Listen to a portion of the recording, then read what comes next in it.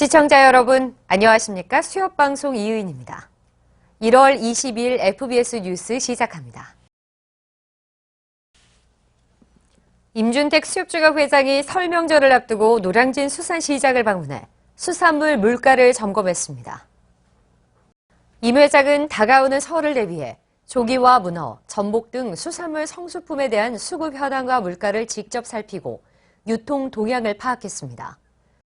이어 수산물 유통과 온누리 상품권 환급 행사 진행을 점검하기 위해 노량진 수산시장을 찾은 조승환 해양수산부 장관과 함께 판매장을 돌며 시장 종사자들과 상인들을 격려했습니다. 조 장관은 수산물을 직접 구매한 뒤 온누리 상품권을 현장에서 환급하는 행사가 수산물 소비 활성화로 시장 상인분들에게 많은 도움이 되길 바란다고 말했고, 임 회장 역시 수산물 공급과 판매에 차질이 없도록 만전을 기해달라고 당부했습니다. 한편 온누리 상품권 환급 행사는 전국 44개 시장에서 수산물을 구입할 경우 구매 금액의 30%, 1인당 최대 2만 원까지 온누리 상품권으로 돌려주는 해수부 사업입니다. 수협중앙회가 지난해 치솟는 기름값에 대한 어업인의 경영비 부담을 줄이기 위해 자체 예산으로 100억 원의 유류비를 지출한 가운데도 역대 최대 수준의 버금가는 실적을 거뒀습니다. 수협은 지난 12일 본부에서 팀장급 이상 임직원이 참석한 가운데 열린 부서장 회의에서 이 같은 내용의 2022년도 결산 결과를 발표했습니다. 잠정 집계된 2022년 수협의 세전이익은 323억 원으로, 이는 역대 최고 수익을 기록한 2021년 395억 원의 82% 수준입니다. 특히 지난해 천정부지로 오른 면세유 값에 어업인의 고통이 심각해지자 100억 원의 유류비를 긴급 편성해 현금으로 지원했음에도 불구하고 양호한 실적을 거뒀다는 분석입니다.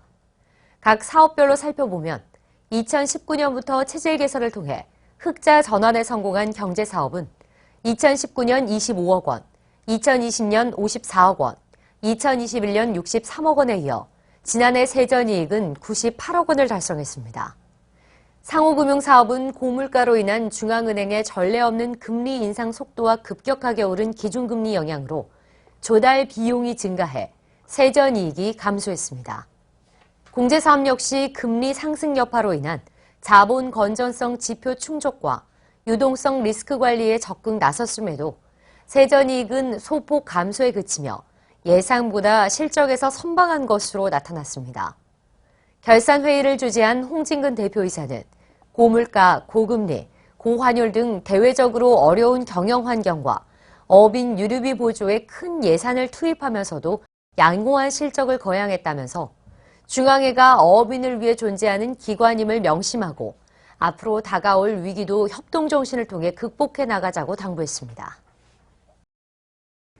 수협은 지난 9월부터 4개월간 시범 운영 기간을 거쳐 지난 1일 어업인 안전조업 교육 온라인 플랫폼을 정식 오픈했습니다.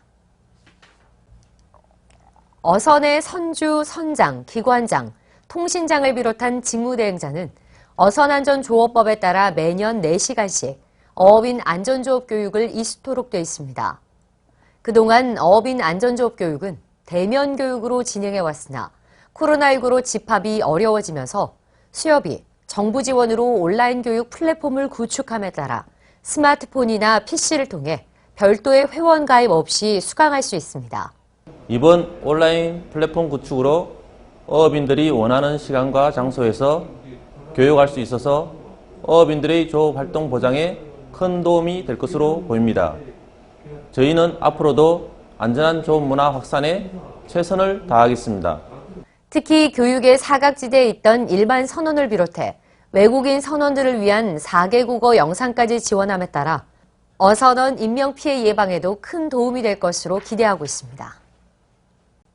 정부가 오는 2027년 수산물과 뼈, 내장 등 부산물 재활용률을 기존의 19.5%에서 30%까지로 높이기로 했습니다.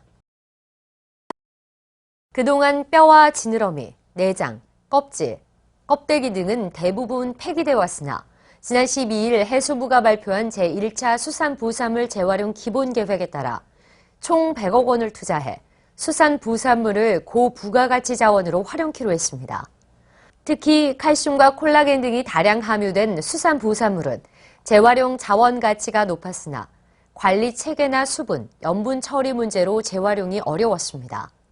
그러나 앞으로 폐류의 껍데기로 한정된 수산 부산물의 범위를 넓히고 자원 순환에 필요한 시설과 인프라를 확충, 수산물의 발생부터 전처리, 자원화, 재활용품 판매 지원에 이르기까지 전 주기 지원 방안이 마련됩니다. 또한 국가 연구개발 사업을 통해 화장품이나 식품, 대체 사료로 재활용될 수 있도록 소재화 기술이 개발될 계획입니다. 올해 수산 정책은 무엇이 달라졌을까요? 잘 사는 어촌을 구현하기 위한 2023년 달라지는 수산 정책 함께 살펴보겠습니다. 달라지는 첫 번째 수산 정책입니다. 바다골재 채취 및 해상 풍력 발전 사업에 대한 해역 이용 협의 및 해역 이용 영향 평가를 해양수산부 장관이 직접 수행하도록 창구가 일원화됩니다. 개정 내용은 오는 5월 16일 이후 신규로 협의 평가하는 사업부터 적용될 계획입니다. 이어서 다음 정책 보시죠. 오는 4월 1일부터 소규모 어가 및 어선원 직불제가 시행됩니다. 영세 어업인 등의 지원을 확대하기 위해 수산 공익직불제 종류의 소규모 어가와 어선원에 대한 직불금이 신설됩니다.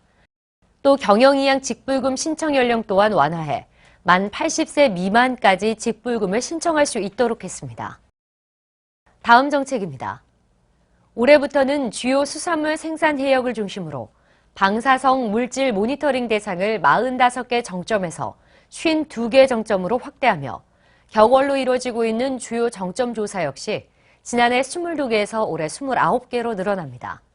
조사 항목으로는 세슘, 플루토늄, 삼중수소, 스트론튬입니다. 어촌 신활력 증진 사업 부문입니다.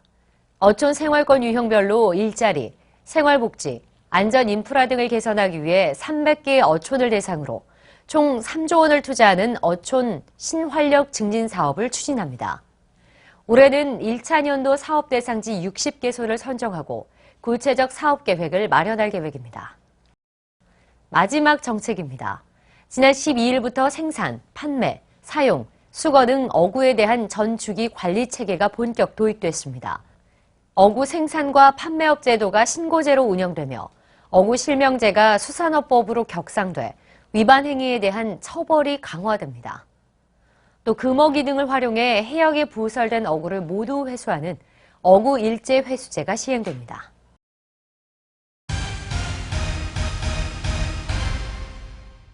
올해로 설립 30주년을 맞이한 해난사고 유자녀 장학재단이 지난 17일 2023년도 제1차 이사회를 열었습니다. 임준택 해난사고 장학재단 이사장은 이 자리에서 총 2,300여 명의 해난사고 희생자 유자녀에게 지급했다며 장학재단의 성과와 역할을 강조했습니다. 수협이 19일 상호금융 발전 방향을 모색하기 위한 워크숍을 개최했습니다. 이날 상호금융본부 전 직원들은 지난해 주요 사업의 성과를 분석하고 올해 중점 추진 사항을 점검했으며 상호금융 디지털화를 위한 대응 방안을 논의했습니다.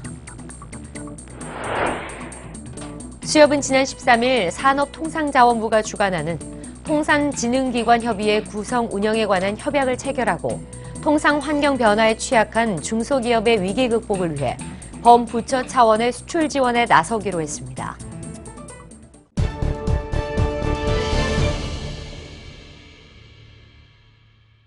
임준택 회장이 설을 맞아 지난 19일부터 일주일 동안 전국 어선안전국을 통해 하루 3번 어업인을 대상으로 신년 희망 메시지를 전달합니다. SH수협은행은 은행권 최초로 지난 18일부터 주택담보대출 상품인 SH으뜸 모기지론 바다사랑 대출에 대한 최장 만기를 50년으로 늘린다고 밝혔습니다. 설 선물을 보내려고 했는데 택배 기간을 놓쳐 아차하셨던 분들 다행히 아직 기회가 있습니다. 가장 인기가 좋고 많이 팔렸던 설 선물 베스트 40개 품목을 25일부터 순차 배송할 예정인데요. 설 명절이 지났어도 감사한 분들께 소중한 마음을 전달하기 절대로 놓치지 마세요.